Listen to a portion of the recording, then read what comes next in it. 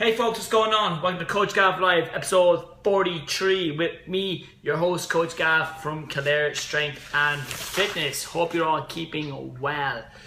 Hope you're well. Sorry, I was corked there for a second. So, anyways, as I rightly predicted in episode 42, as I was recording it, the battery died, so it's not live on YouTube anymore. So, if you want to watch it, you can only watch it here.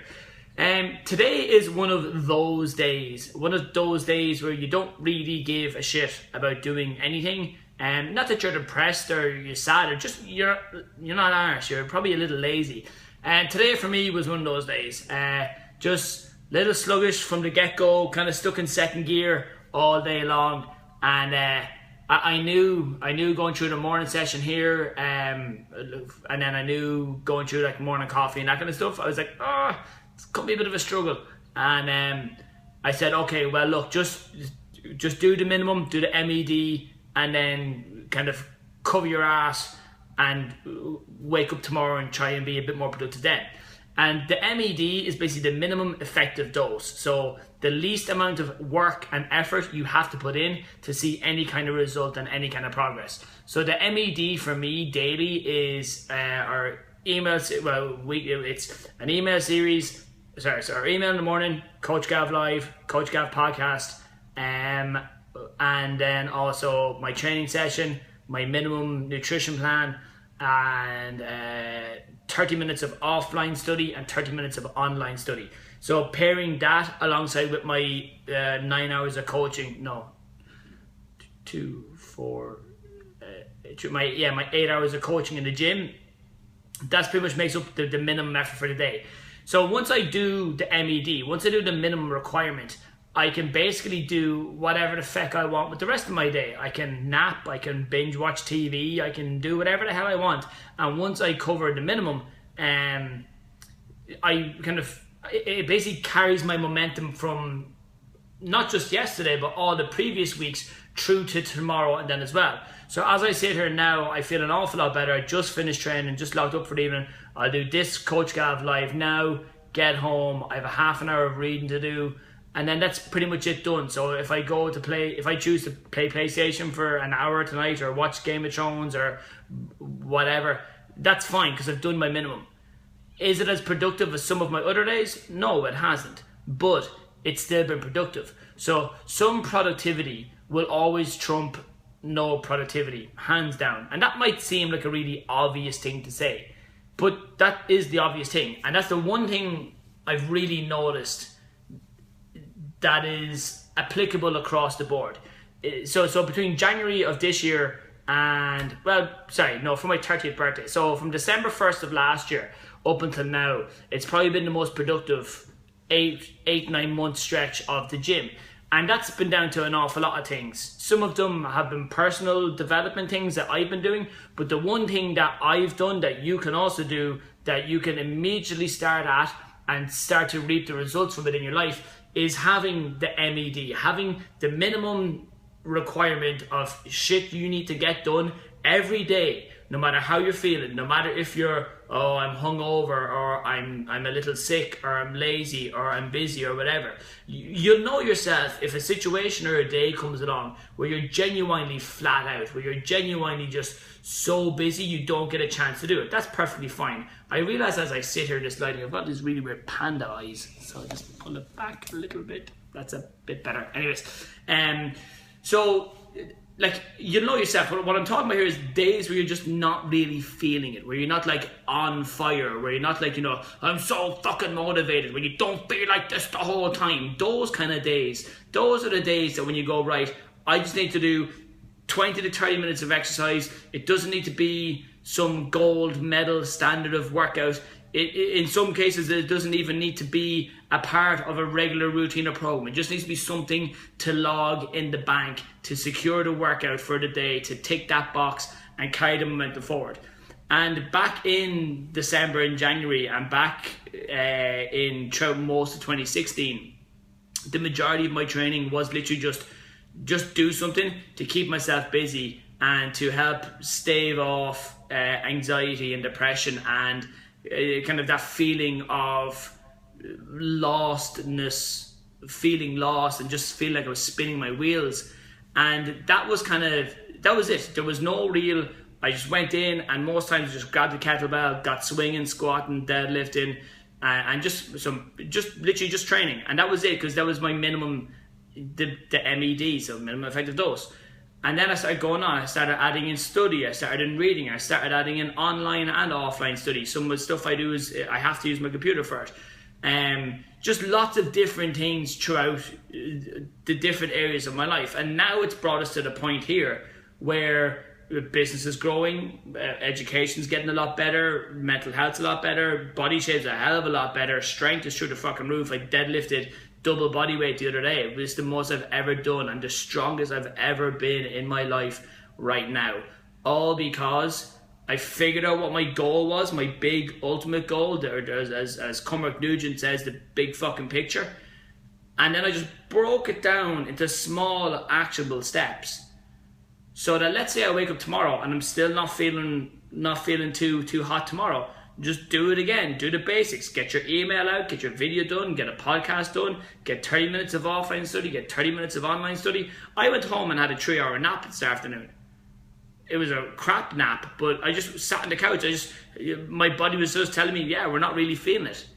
And for me, that worked because I knew that was the deal I made with myself. Do the minimum, maintain your momentum, don't let today be wasted, and then see how tomorrow goes. And that's all I can do. I could wake up tomorrow and be like, I'm so fucking amped, and I do 3 hours of study, and I do 2 emails, I do loads of different things, and that's fine.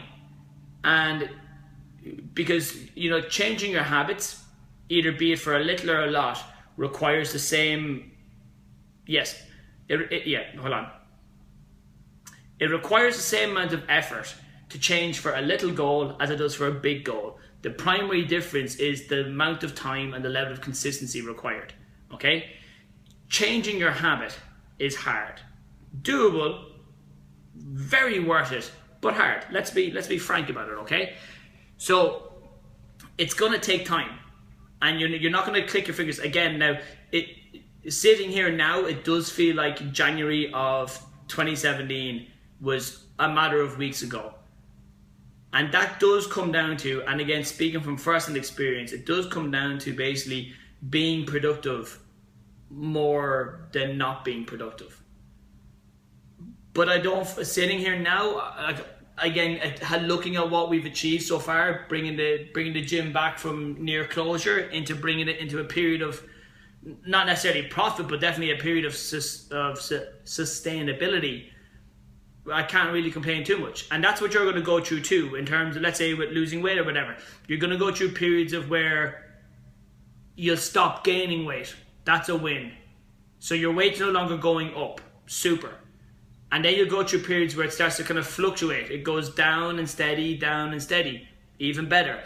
And then the more consistent you are with your training, the more consistent you are with your nutrition, the more consistent you are across the board with making changes to improve your life, you then start to see a steady influx of results, almost like clockwork, because you've now moved into that next tier. You've cleared the crap out of the way. You're now at that routine where it's a pound here, a pound there, another pound. It's dropping a centimeter, dropping an inch. You're moving into that next dress size down. You're steadily, or you're getting more consistency across the board with your results. Your health's a lot better. Your productivity is a lot better. You're mentally a lot better. Emotionally a lot better. You're just fucking happier, and all those things come by having just daily steps, because that's where we're missing. The link between the two here is setting big goals isn't the issue. The issue is when we set a big goal and the action plan to get us from here to here is completely out of fucking whack. It might be a good plan for the honeymoon period, where everything's all rosy in the garden. This is great. I love training. I love doing my smoothies and doing this and doing that. It's fucking great. But what do you do then when you come across days like today where you just don't really feel like it? You can't just blow it off and be like, fuck it, whatever. And that's what I always say to people. Even if you're not feeling like it, just get to the gym. Let's go through the warm-up. And if after the warm-up you're still not feeling it, then we won't do a session. But don't let those thoughts, those temporary thoughts, those incorrect temporary thoughts in your mind be like, don't fucking do it, let's just be lazy today. Yeah, it's a good fucking idea. Especially with the nights getting darker, the days getting shorter, and just that winter weather coming in, you know, the temptation's gonna be there. I'll just stay home with jammies, it'll be fine. You know, you can't. What are you ultimately committed to? And especially in here, it's going to get nippy in the gym during the winter. So we're going to get in, get the warm-up done, get that at safe warm-up level done. Bang, hit the session, get in, get out. Because there's no point standing around in an ice-cold building. We look like the cast of Game of Thrones working out at one stage. But that's pretty much it. So there was also, turning down the noise. So last Saturday we went out and we celebrated Jim's birthday with a couple of drinks, and so we've completed 3 full years of business. And over those 3 years, I've learned to find out that the internet's quite an interesting place. A place where people can freely throw about their unwanted, unnecessary, uneducated opinions about stuff. And I've seen it happen to a lot of friends of mine who are quite successful. And it seems to be that the more successful we are, the more freely the bullshit and the hate's going to be. Now, we're not going to get into not going to get into that. But what I want to get into is that how this is going to relate to you, because I see it an awful lot where people will make a decision that they're going to go train, they're going to go look after themselves, they're going to make changes to their lifestyle. And friends or family around them or people close to them will start to question that decision. What are you doing that for? Sure, that's fucking stupid. Oh, you'll never do any good at that. That last one drives me fucking nuts. Oh, 2 people watching, perfect. That last one, I must realize, that must look really weird when I go close to the camera. But anyway, so what we'll go through this one quickly here is that you're going to make decisions in life that other people that you love, people that love you, won't fully understand or won't fully agree with. And that's fine. Those people, if they truly love you, they will learn to understand as time goes on. When they see that your changes are making you happier and better, they'll be like, fuck, cool, I'm fully behind it, let's go for it. And like, I get it, I can see where, like, I don't broadcast a lot of my training goals. I don't put a lot of it out there because it's my own personal stuff. It's for me to do. And I've no real interest in... I'll share my goals with people that need to know about it, the people that keep me accountable. I just don't go randomly throw it out there because I know that there's people only too happy to queue up and try and piss in it. And I get it the whole time. And for the first few years, I struggled an awful lot with brushing it off and not really paying a whole lot of attention to the opinions of others. You know, people are really brave behind a keyboard and really brave behind their phones and really brave from a distance, but yet when they're face to face they won't say fucking shit about it. And the one thing I've really learned is that when people try and belittle what you do, and when people try and piss on your parade and piss on your progress, and when people try and mock what you're trying to do and mock the changes you're making and mock your goals and the effort, it's actually a reflection of them and how fucking unhappy they are with their situation in life. So they're going to try and hold you back because they feel like shit over their own situation. And I've seen it firsthand. I've dealt with it firsthand. And that's why I laugh and I smile and I go, okay, you know, if what I'm doing is rubbing people the wrong way, then so be it. But you need to be able to decipher. Some people's opinions in life do matter. Others people's never will. So you need to start deciphering that then as well, because we're hitting, like I said, January 2018 is going to be here very quickly. And a lot of you guys are going to start making decisions on joining a gym, making a change, and making progress in true life then as well. And it's hard enough making that decision. And then it's hard enough when you make that decision and you've got loved ones that aren't fully on board. That's a natural thing. And they're the opinions that you need to kind of not worry about, but just keep in mind. And then you go one step further. And they're the people that are in your life in a very minimal capacity. And they're the ones that will speak up the loudest. They'll be the ones that will try and really hold you back and piss in your parade. Because they're probably thinking, consciously or subconsciously, I'm so fucking miserable with how my shit is, I'm going to make myself feel better by making someone else feel like shit. And I've seen it firsthand. I've seen members go and post about their progress just to have people try and piss on it. And it drives me up the fucking wall, because I'm kind of a little bit very protective of my crew here. Because it may be a charade to some people, but it's our charade. And, you know, guess what? We're doing pretty fucking well with it. So they are the 2 bits of advice I have for you tonight. 1, always make sure you have your habits down to a T, or close enough to it, so that when the days come along when you just don't feel like it, you can make the deal with yourself. Say, right, just do these 5-6 things, and then we can waste the rest of the day. All good. And then secondly, turn down the noise in your life. Don't be taking on board everyone's fucking opinion. I remember, it's like basically living secondary school all over again. Except again, people will say shit behind your back. People will say shit from a distance. People will say shit in the comment section or whatever. Don't just let it roll off your back.